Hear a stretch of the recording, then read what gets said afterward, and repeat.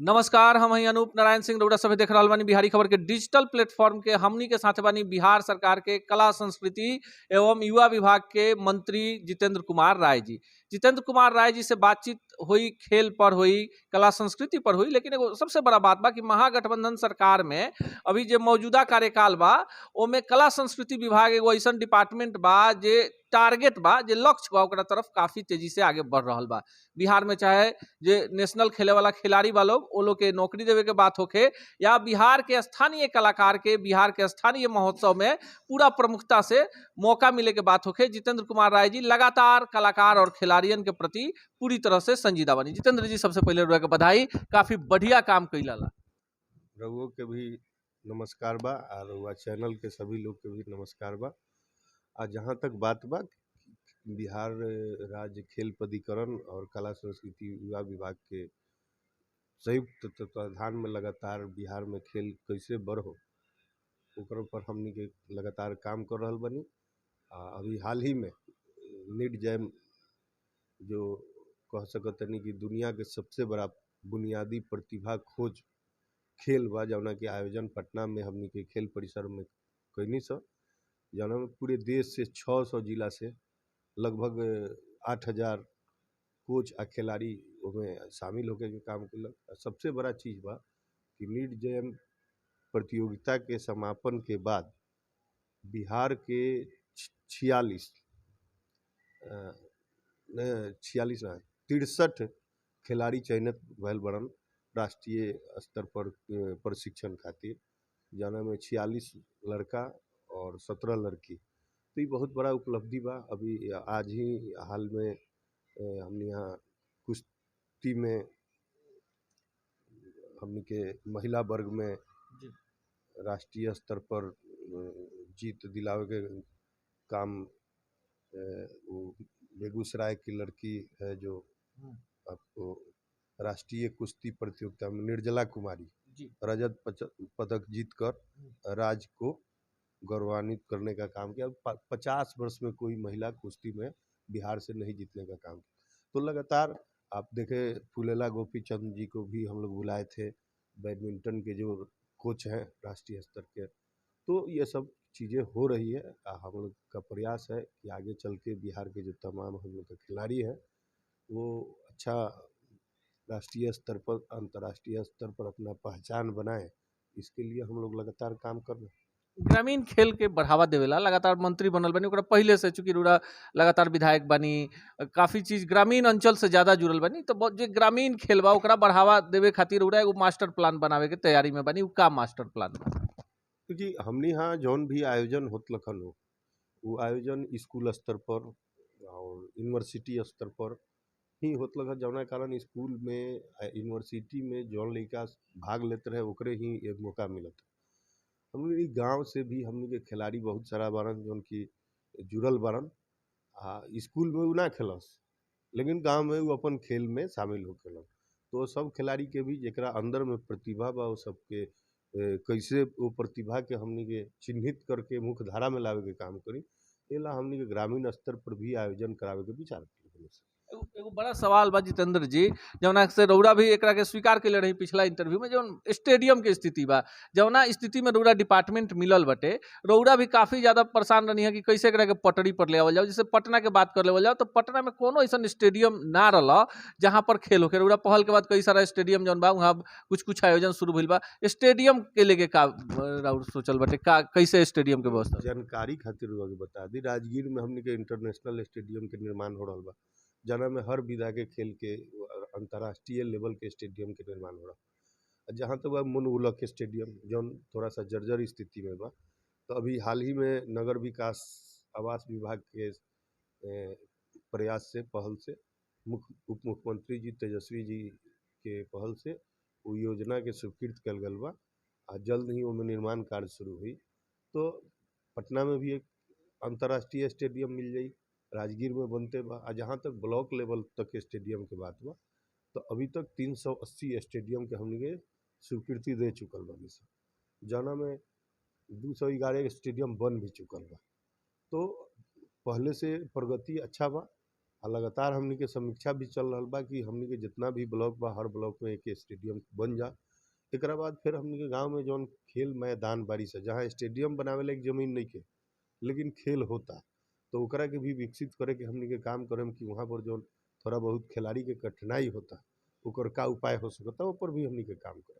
अभी जैसा कि मंत्री जी बतनी है कि निर्जला कुमारी जौन बाड़ी वो मेडल जीत के लिए आइल बाड़ी। बहुत सारा बिहार के खिलाड़ी अब मेडल जीत के लिए आवता लोग। एकरा से पहले जब बिहार के खिलाड़ी दूसरा प्रांत में जाता लोग तो खबर बनता कि ओकरा लगे जूता नहीं खे, किट नहीं खे, ड्रेस नहीं खे। कितना बड़ा कठिनाई रहा। एगो बड़ी लागत है कि बिहार के बानी ठीक बा, कोनो पार्टी के बानी, राज मंत्री बानी, एगो दुख रहता कि ना कि बिहार के खिलाड़ी जब नेशनल खेले जाता तो ओकरा लगे किट नहीं खे, ओकरा लगे कपड़ा नहीं खे, ओकरा लगे जूता नहीं खे।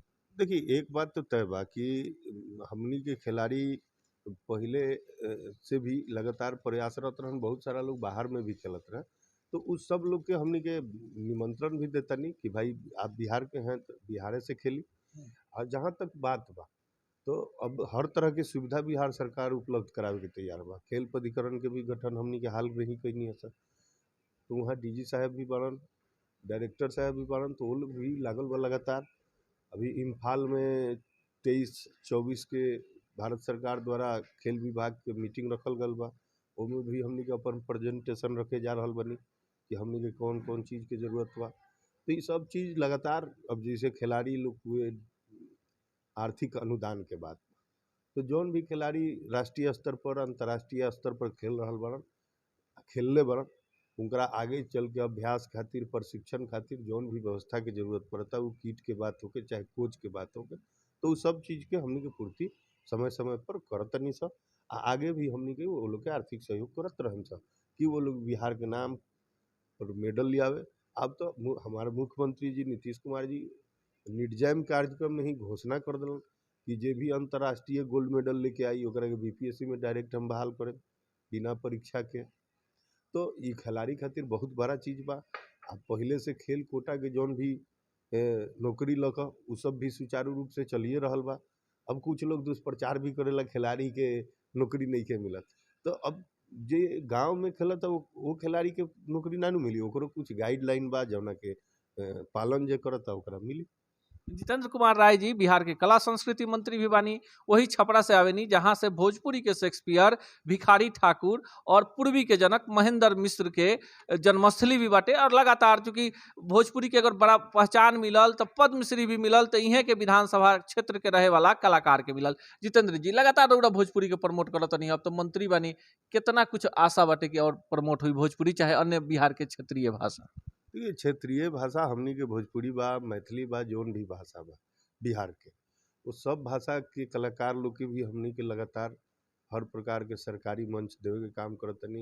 हमनी के प्रयास रही कि बिहार के जौन संस्कृति रहल बा, बिहार में जौन मान लेनी परंपरा रहल बा, वो परंपरा के सब जौन वो कभी विलुप्त मत होके, वो हमार जौन आवे वाला पीढ़ी बा वो जाने कि हमारा यहाँ कौन कौन प्रकार के संस्कृति या कलाकार या कौन विधा के काम होत रहे, वो चीज़ के हमनी के विलुप्त ना होके देम, ए पर हमनी के लगातार प्रयास कर रहल बनी या काम भी कर रहल बनी। बिहार के कलाकार लोग के स्थानीय महोत्सव में पहले जौना हिसाब से ना मिलत रहा मौका, अब तो स्थानीय स्तर पर काफी, जैसे अगर कोई मिथिला इलाका में कार्यक्रम होता तो मैथिली के कलाकार के अंगिका में, बजिका में, मगही में, भोजपुरी में ये जो एगो नया परिपाटी रउरा शुरू कैले बनी, कितना ऐसे आसान्वित बनी कि कलाकार आगे आई बढ़िया। देखिए हमनी के ओमे साफ शब्द में बा कि महोत्सव जौना जिला में होता वो जिला के लोकल 60% कलाकार के ही ओमे चयनित करके मौका देवल जा, आ 40% में बाहर के जो कलाकार बा वो लोग के मौका देवल जाओ। ऐसे लाभ हुई कि जौन इलाका में कार्यक्रम होता वो इलाका के जौन संस्कृति बा ओकरा बारे में भी लोग जानी, और नया नया कलाकार लोग के मौका भी मिली। तो उससे हमनी के कला संस्कृति के जौन बिहार के अपन छाप रहल बा वो जौना भी एथी में, तो ओकरा के उ लोग समझी बूझी आगे ओकरा बारे में जानी। क्योंकि अब भिखारी ठाकुर के ही ली, तो भिखारी ठाकुर आ महेंद्र मिश्र छपरा जिला के रहन, तो वो लोग के का खूबी रहे, उ लोग कौन चीज़ करत रहे, अब आवे वाला पीढ़ी तो नहीं जानत, तो वो सब कला के माध्यम से ही कलाकार लोग बता सकता।